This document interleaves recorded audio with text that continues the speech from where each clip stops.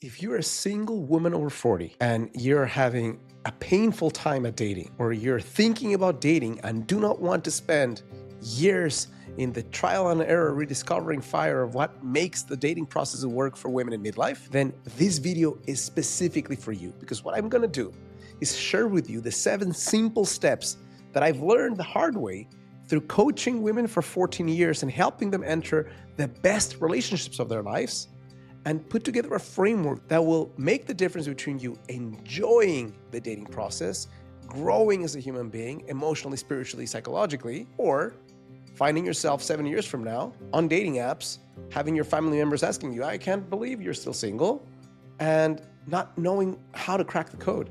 This will be a nuanced conversation that will share with you what are the things you can do to really make a dent in experiencing the depth of connection you want in months versus years. So please stick with me, and I promise you that if you implement the steps I'm about to share with you, you can experience almost immediately a shift in how many men you find as options, how attractive you feel to those men, and how you're able to discern between who's someone who's going to be a shiny object and waste your time, or someone who can love you for the rest of your life. This video is going to work really well for you if you're in one of two camps: over 40 and single, and you're not dating yet, but you want to, and you're scared because you've heard horror stories from your friends or from people that you know, and you don't want to waste your time. Camp 2 is you're already in the trenches and you're finding that things are not fun, that things are bleak, that things are painful, and you're about to give up, and you're saying, I still want the love of my life, but this is not working, so what do I do? Either one of the situations is going to be primed for some minor shifts that make a huge difference in your life. Now, if you're in the second camp and you're currently dating, I'm going to ask that you take a small pause on the dating. Pause the apps for a little bit. I promise you, the guys will still be there. And come back with a higher degree of self-awareness, light, strategy, and a mindset that will allow you to connect to the love of your life in months instead of years. The first step I'm going to ask that you step into to avoid years of pain is to spot the walls you've built to stay safe. What does that mean? That means that growing up, you have probably an imperfect childhood like most of us. And if that happened, then in your infinite wisdom of a human being, you created adaptive mechanisms that helped you survive, but are hurting you big time right now as you go forward. I'm going to mention a few, because if you understand what your proclivities and what your patterns are, then you'll know how to spot when those are being activated and you can do something about it. The first adaptive mechanism is overgiving. If you have parents or caregivers who are always measuring you in terms of how awesome your actions are, if you're being pressured to excel, to succeed, or maybe nothing you do is good enough, you have someone who's highly dysregulated or is all over the place emotionally, then you tend to learn to please your caregivers in order to survive. So it's unlikely that if you have not evaluated, you've changed it. And so what happens when you enter the dating pool again and you have an unevaluated overgiving? You will be used because people will sniff a mile away those human beings who are incredibly agreeable and want to give and give and give, and they'll take advantage of you. Second adaptive mechanism is numbing or pushing down your emotions, not even pain. So let's say you have someone who is highly aggressive as a caregiver, disrespectful, shaming, then in order for you to survive, you have to stop feeling. If you feel a lot, you won't make it. So what happens? You have a high degree or capacity to experience a lot of pain. Why? Because that's what you learned. So instead of expressing your needs, instead of pushing back, instead of setting boundaries, you just take it, and eventually you may explode, but it takes a long time before you actually do that. Third adaptive mechanism is trying to stay in control. So that's when you experience a lot of ups and downs and roller coasters emotionally, then you learn that the only way to have some handle on your life is to control things as much as possible. So that might be if you're someone who has a high tendency to catastrophize, because in your brain, if you can imagine the worst possible scenario and then deal with it in advance, maybe you're going to make it. but it's very disempowering and it creates a lot of anxiety in life because you're always thinking of the worst possible scenario. Or maybe you're someone who wants to manage every single aspect of the dating process, the time you're going to meet, the specific place from very early on. And people who have this controlling adaptation tend to be more anxiously attached, which means if somebody doesn't text you in time, and in time might be very, very quickly, then you feel like they're abandoning you. Fourth adaptive mechanism is when things get intimate, when things get serious, joking or deflecting. Because intimacy is not something that you have built the capacity to hold space for. Vulnerability feels incredibly scary. Then, when things are getting intimate or serious, you tend to make a joke to diffuse the situation instead of holding the space and creating more intimacy with the person you're with. Another couple of adaptive mechanisms are holding back genuine affection. You have someone who's showing up, who's being kind, who's being compassionate, and they're showing you signs of respect, of safety, but you hold back your poker face in front of those men because you feel it's unsafe, even though they're showing you signs of safety. So, what happens when you are not expressive, when you're holding back vulnerability, even in the midst of safety? The person feels like you're rejecting them. The person feels like there's not enough room, like they have to go through walls and barbed wire and climb the fence, and they may not be up for doing that. And the last adaptive mechanism I'll mention, and there's more, is cutting something off too quickly to avoid rejection, to avoid intimacy. That's more of the avoidant type of experience where not just deflecting or pushing down, but you feel claustrophobic when somebody is showing you signs of wanting you and signs of connecting with you in a healthy way. When you have this adaptation, sometimes what is healthy feels boring and what is chaotic feels exciting. If you ever found yourself, I don't know what is it about this guy, and he's a guy who's really bad for you, but it feels so exciting, this might be something you're going through. The second step that's incredibly important is to reignite your own light. So, what does that mean? That means that we live in a world sometimes where if we don't have what we want in terms of intimacy, because it's something so deep, so profound, so changing, so altering of our nervous systems, so we get to imagine that our life can be sucky and cloudy, metaphorically speaking. And when the man arrives, the right partner, things will shift, sunshine will come out, the birds will sing, and that this void we experience in our day-to-day life will be filled with the presence of another. And I'm here to sadly say that it's not how it works. We have to be able and willing to fill our own cup first. It is true that two awesome cups feels better for most of us, but we have to make sure that the first cup is full in as many ways as possible so that we don't depend on the second cup and so that we don't go into a relationship with a misguided idea that emptiness we feel will be completed in some way by the other person, because then that's when the other person becomes the oxygen for your life, which is really scary. That's when we start really fearing the other person leaving and maybe start lowering our standards because we now need them in a codependent way. So this means figuring out before you go out there again how to create as much as possible, and there's no perfection here, how to fall in love with your life, how to be in a space where you genuinely feel excited about who you are, how you're showing up, where you have connections outside of that relationship, where you've built a world where you feel healthy, where you feel alive, where you feel inspired.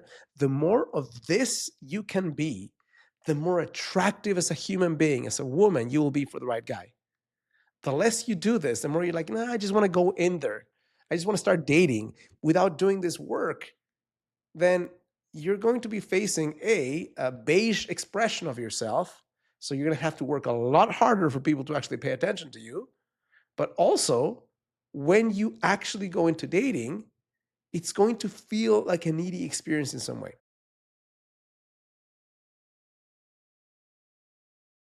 The third step that I recommend is figuring out your attraction blind spot. And what does that mean? And that's different from the first, which is your adaptive mechanism. Your attraction blind spot is the thing you may not be seeing right now that's truly preventing you from attracting a human being who's healthy for you. You might be dealing with an attachment style that is not helpful for you, whether it's avoidant or anxiously attached or disorganized. You might be experiencing some self-esteem issues. You might be slightly cynical about the whole process and dimming your own light as a result of that. And you know the saying by George Carlin, behind every cynic is a disappointed idealist. So if you want to simplify this process, I've created a quiz you can take in about 60 seconds after guiding women from every walk of life in 24 countries to attract the love of their lives in months instead of years. I put all the learnings into a quiz you can take that will reveal to you your number one attraction blind spot. If you want to figure that out, all you have to do is go to the first link in the description of this video. You'll see a page that looks like this.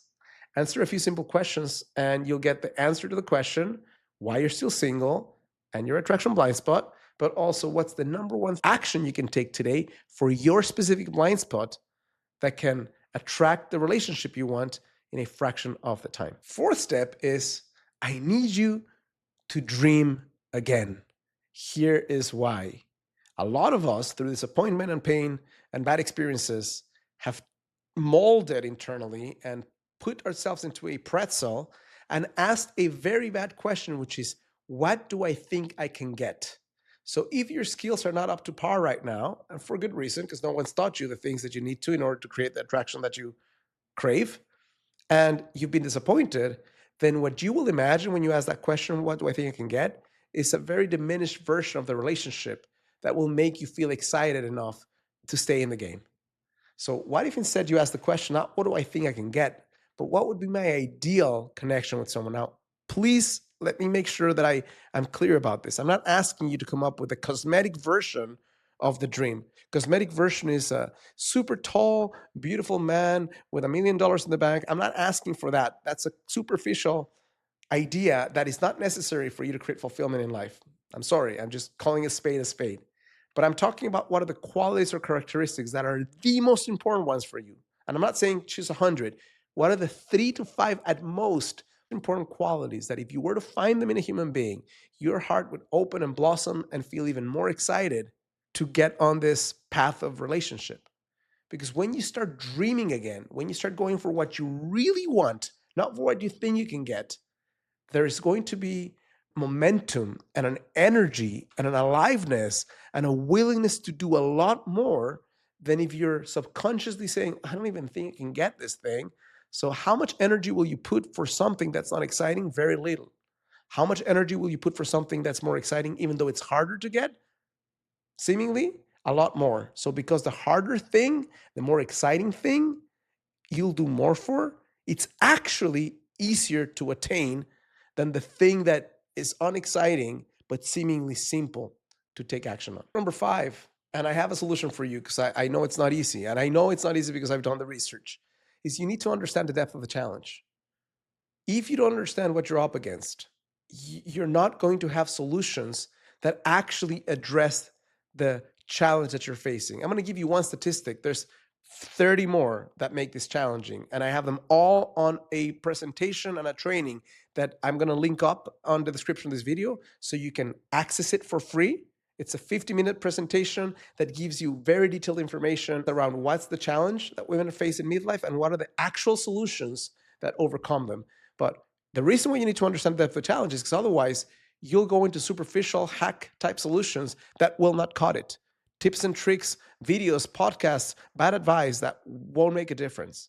To give an example, if you're a single woman between the ages of 40 and 64 in the United States and most places around the world, including Europe, and you have a college degree and your income is median income for your country or above, there are 6 men for every 10 women. So just think about that imbalance. That's the first of multiple points that are making this a challenge for women. And the reason why I'm mentioning this, and the reason why I go a lot more in depth in the presentation that you can subscribe to, is because if you understand the depth of the challenge, you don't go into shame thinking that you're flawed or that you're not beautiful enough or sexy enough or there's something broken in you. You understand that the challenge is real. The systemic challenge women are facing in midlife is a real thing. Now, I'm not here to say we're screwed. I'm here to say that I've found lots of solutions for that. But if you understand what's at stake, then A, you'll be willing to do a lot more, of the right kind of things that don't waste your time. And B, you will not be disappointed when certain things happen because you understand what you're standing up against. The sixth step in this process, without which you will suffer endlessly, and I don't want that for you, is to regulate your nervous system before, during, and after the dating process. So what does that mean? That means that dating will already push your nervous system in big ways. If you're on dating apps, it's going to be a little bit of a roller coaster. And I'm not saying you shouldn't use them. I'm saying if you're going to use dating apps, you should only use them maybe a couple of times a day for 10 minutes at a time. And that's it. You shouldn't have them open and be pinged 30 times a day and look at them before you go to sleep. If you do that, you'll experience emotional burnout. But if you regulate, if you breathe, if you move, if you exercise, if you learn how to soothe when things get challenging, then you'll be in this ultra marathon in a super healthy way that will allow you to experience flow and growth of every kind. If you don't regulate, you'll experience triggers that will create a lot of anxiety and pain unnecessarily. The last of the 7 steps is I need you to choose the right rooms. There's a huge difference between you going to a bar to meet a guy and going to a curated event that's personal development in nature, or going to a business development meeting where you stand a chance of connecting with the type of guy that you're searching for. One of the things I do for every client of mine is I curate a list of 30 to 50 spaces in her city and handpick them, study them, and give them that list. I can't do that for everyone, but I will say that if you take a bit of time to curate rooms where the nature of the room already filters out certain types of guys, then you won't have to try really hard to make it happen. You will be in curated environments with a more specific pool of men that already resembles your values, your level of health, and some of the ideas that make the dating process feel enjoyable. Now, all of this is not rocket science, but I promise you, if you take the time to go through the steps, if you take a bit more consciousness before you put yourself out there in the dating pool, if you're dating and you put yourself out, do a few of these things, come back in again, I promise you a completely new dating experience. I hope this is helpful, useful, insightful. If it is, it means the world to me and my channel. If you click like and subscribe. If you find this helpful, please share it with someone you love. And if you want to continue learning how you can attract the relationship you want without the need for gimmicks, manipulation games, or stupid techniques, make sure you watch the next video right here.